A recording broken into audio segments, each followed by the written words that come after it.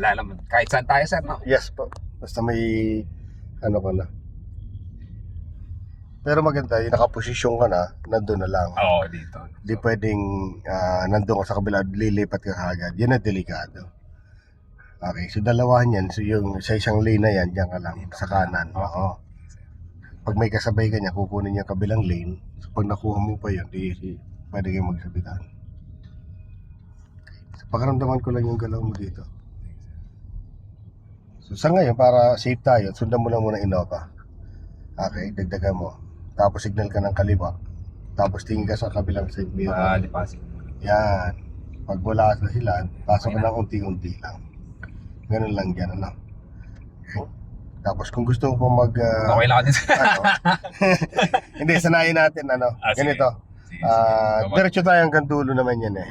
Sige. Okay, gawin natin, practice natin kung paano mag-change ka ng lane dyan sa ano. Sa proper Okay, lane ko. oo, sa kabila, no. So, una yan, siyempre, signal. Signal ka muna. Okay naman. Tapos wala dyan, Wala, papasok ka. Yan, ganyan ano. Then, pag nakapasok ka na, stop. Dito ka na muna. Tanggalin mo signal mo.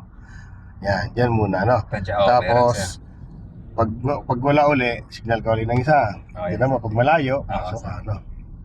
Okay, so dito ang position mo talaga pag yung ang exit mo malayo pa. Okay, oo, sir. Sige. So, dito talaga sa lane ito. Yung kabila naman, pinakakaliwa na yan, yan ang overtaking lane. Okay, sir. So pag mabagal itong nasa unahan mo, napapagalang ka, pwede mo gamitin yon, maka-overtake lang sa kanya. Pag naka-overtake ka na, balik ka na dito. Di kagaya ng iba, nakababad hanggang dulo. Oo, may mga ganun. So bawal na ano, yan ano. Alam Then isa pang dapat tandaan mo dito, kagaya may mga ginagawang ganyan. Malayo pa, tinan mo kaagad yung Exit galaw mo. ng mga sakyan, kagaya nito may mga cone dyan. Okay? Kung yung isang kalsada nabablock na, malayo pa, titinan mo kung nabablock ba yung kaliwa. O dito ka pumunta sa bandang kanan ka, malayo Okay, pa. para ano, di ka na maalanganin. Ay, ganun yan. Tapos isa pa, pag kung saan ka mag-exit, dapat alam mo. Hindi ko kabisado dito Ayan. sa tulungan mo. So kung ano, mag-waze. Malapit-lapit ka na. Ayan, yan. Pag, halimbawa, mag-exit ka Kalamba, ang Kalamba bandar rampa. Sige. Pag mag-exit ka ng bandang Carmona, malapit na. Isang exit na lang. South Tudes, pero Carmona yan. Tapos pag Santa Rosa, so pupunta ka na sa kabilang lane. Oo, ano. Ito pa naman yung nakakatakot. Takot si mama dyan eh. Sa mga truck lane, sa truck lane. Sinano kami. O itong guhit na to, syempre sir. So Oo, sir. pinapaalaanan ka ng guhit na yan na delikado mag-overtake dyan. So yung iba, nagagawa na mag-overtake na basta lang kahit mga solid yan, eh huwag mo nang gayahin yan kasi medyo delikado yan. Pag mga broken naman, nagsasabi siya na hindi masyadong delikado. Pero hindi basta-basta nag-overtake din tayo doon, nag-change siya. Kahit broken yan. Eh, tumo.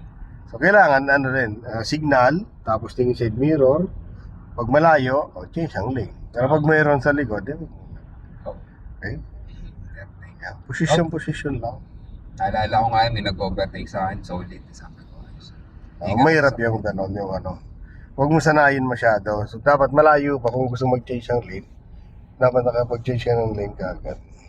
Doon sa solid, sa broken pa. Dalasan pa yung mga